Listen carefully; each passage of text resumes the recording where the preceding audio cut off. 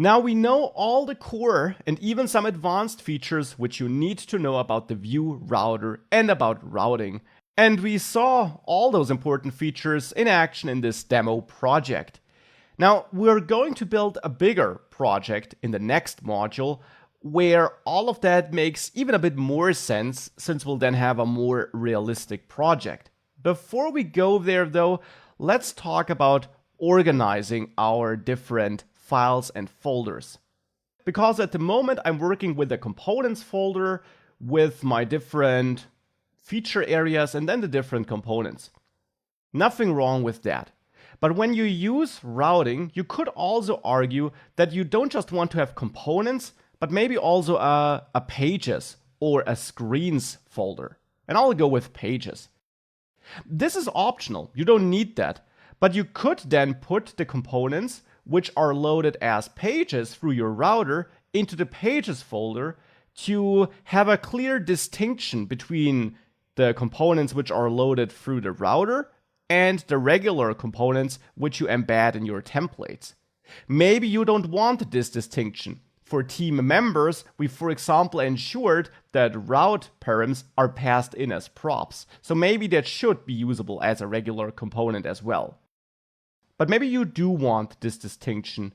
And then of course we could move users list view and teams list view and also the not found page over into the pages folder, and also add the users footer and the teams footer there. And it's up to you whether you also want to use team members or not. Now we just need to update all the imports and import teams list from pages / teams list, users list from pages / users list, and so on.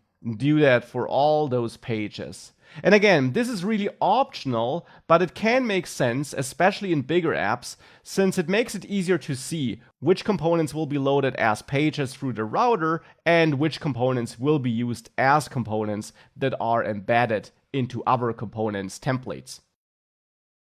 Now with that, you don't just need to update all the imports in the main.js file, of course, but also any imports you have inside of your page components, because here the paths are now incorrect. We need to go up one level with 2 dots and a slash, then go into the components folder, and then here into users, user item.view. For teams list, I also need to update teams item, which I get from components. So going up one level, components, teams, and then teams item.view. And with that recompiles and works as before. But now the pages are organized in a separate folder. Again, it's up to you whether you want this, but I want to show this possible way of organizing components.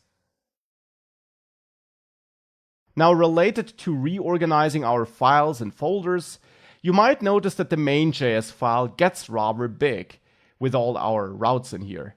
Now, this is of course a small app, but even with that, all the routing logic takes up quite a bit of space in here. Now, this is not bad per se, but it makes it harder to find the place where you actually create your app and so on.